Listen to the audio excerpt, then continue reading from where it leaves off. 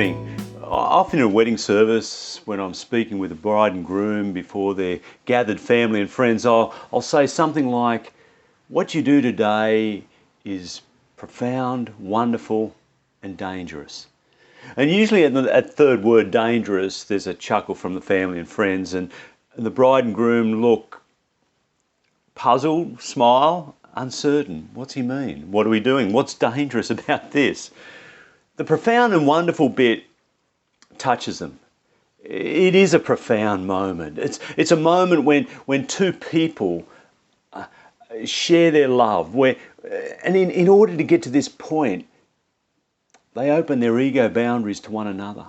They allow another person into that place of deep intimacy, that place that is often hidden from the world. They allow someone into some of their deeper secrets, someone who will discover something deeper of who they are, their strengths and their fallibilities, their weaknesses, their fears.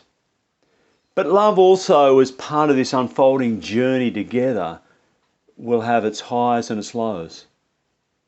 There'll be times of challenge and difficulty, walking through dark valleys together. There'll be the potential for conflict and even separation, a breakdown of relationship, which happens so often.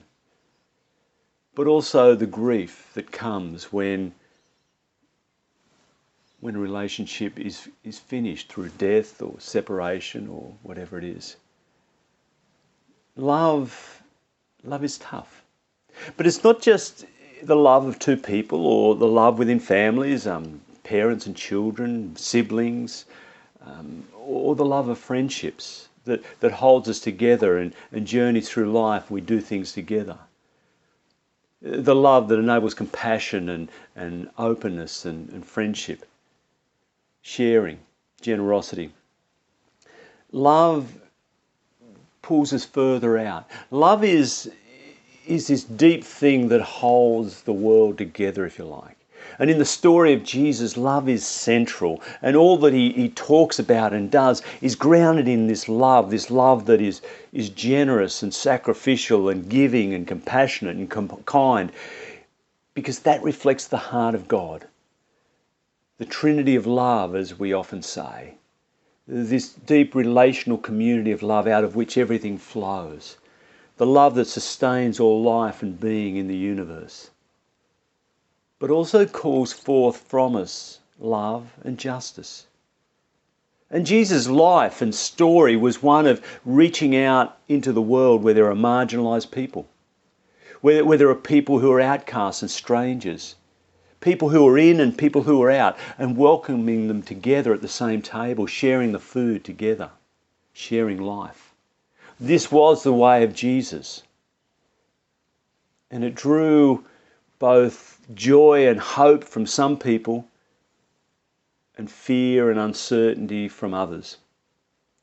And as the story progresses, Jesus will come face to face in confrontation with the powers and the principalities of his world, those who hold the power and the wealth and the control, the religious political leaders of his day, who tried to maintain stability and control and order over their nation, who tried to hold the law of Moses, God's laws, up, but who were also caught up in the addictions of wealth and power and holding power with the Romans. There was also the Roman Empire, who dominated the world like every other empire has, colonising nations, drawing them in and controlling them with violence and brutality and force, as empires do.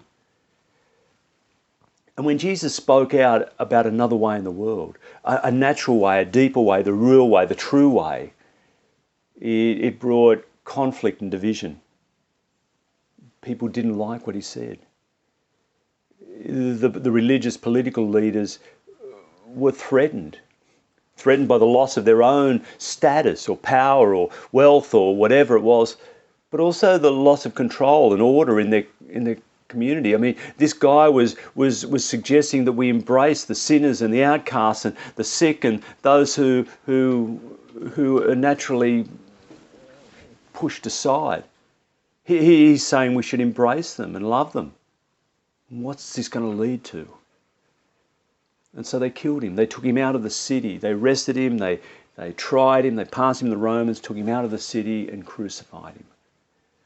And in these chapters that lead up to this story, in Matthew's story of Jesus, the conflicts are really over in his teaching. There's some stories. And the second last story, the one we read this week, is a story about a wealthy landowner. A landowner that has much. And he's going away on a long journey. And he brings in 3 of his slaves, servants, that he trusts. And he gives all that he has to them to be responsible for, according to their strengths, their talents, their skills, their capacity. To the first one he gives 5 talents of wealth. A talent is it's not something I can do, it's not playing music or sport or writing or whatever. A talent was a measure of wealth, and it equated to about 6,000 working days of an average labourer. In their society, there were the top couple of percent who controlled most of the wealth and power and money. And most of the rest were either little landholders, family landowners that worked their little farms for their families, to feed their families, and struggled. Or maybe they were fishermen or something like that. Tradesmen. But the others worked these large properties that the wealthy owned. They were hired out each day and could earn a denarius. And so this man gave 5 talents of wealth to one man and said, look after it. Equivalent to about 100 years of working, 100 years worth of labour, of the common labourer. An enormous amount of money, which when Matthew's community read this, were wow, incomprehensible to them. To the second one, he gave 2 talents, about 40 years equivalent of labour. And to the third one, 1 talent. He said, look after this, I'm going away. When I come back, you're going to report back to me.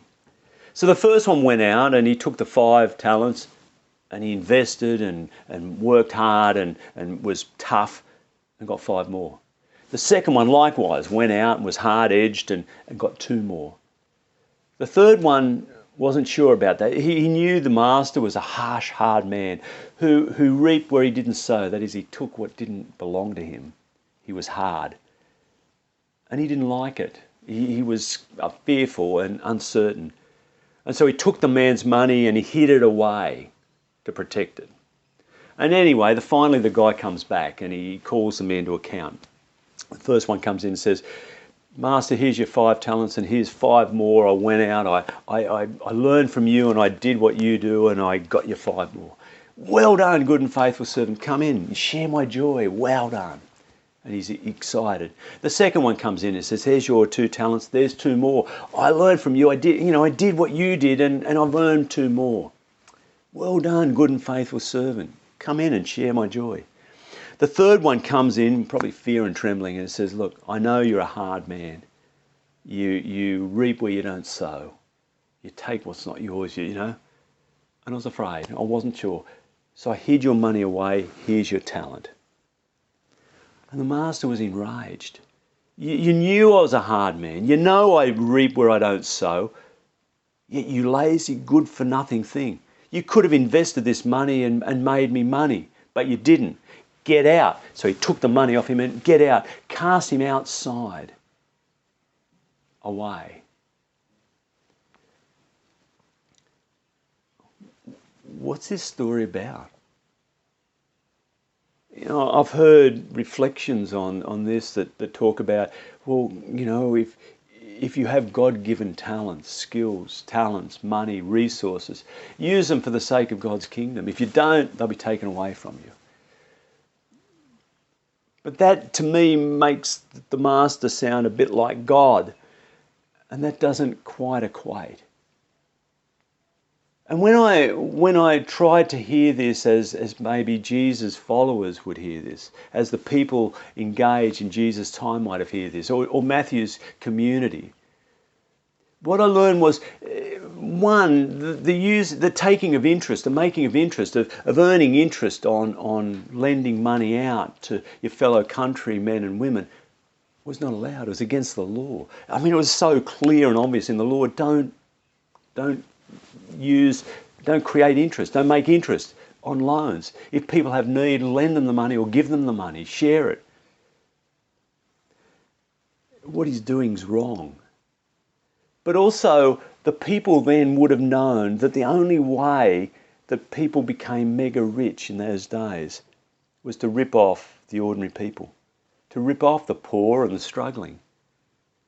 If I'm a poor landowner, I've got land from my family, I'm working this land to feed my family, my growing family, I work hard and I scrape by and they have enough to eat and there's a bit left over to trade and buy other things, and then some grain to plant for next year.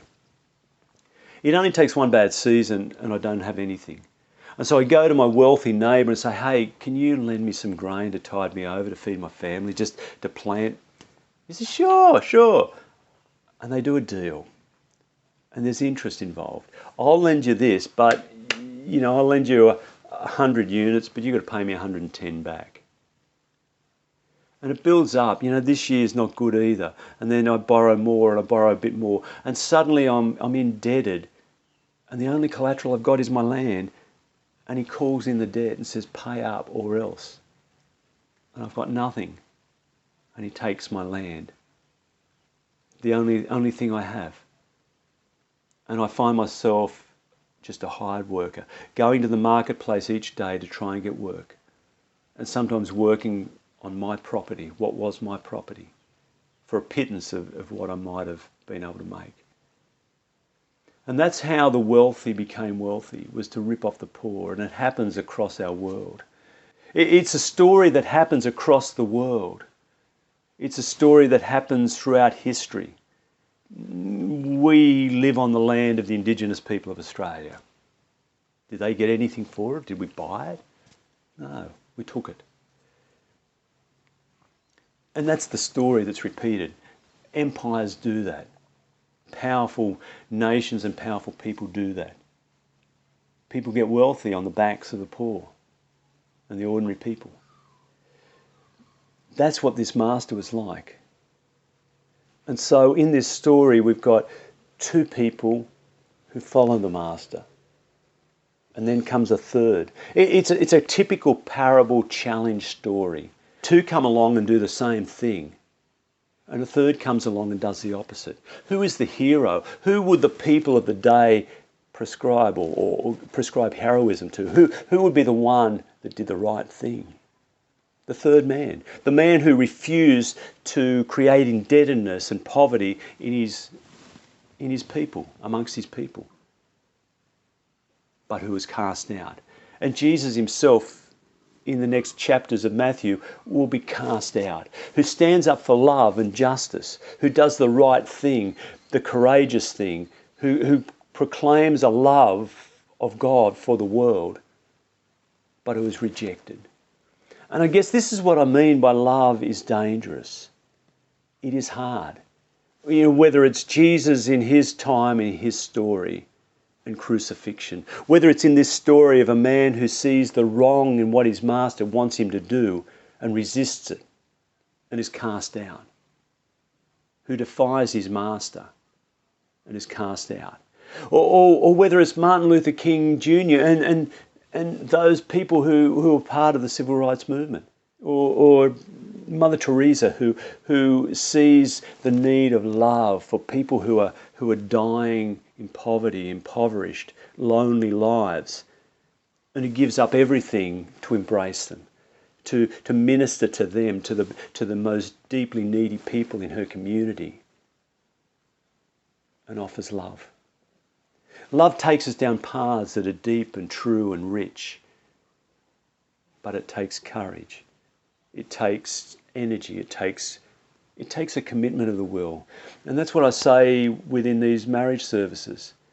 Love is a commitment of the will for the well-being and growth of the other. Love calls much from us And this is the way of Jesus. This is the story of Jesus. And he invites us into this courageous, risky, life-giving way. And when we look around our world now, when we look at Gaza and Israel, when we look at Ukraine, when we look in Syria and parts of Africa and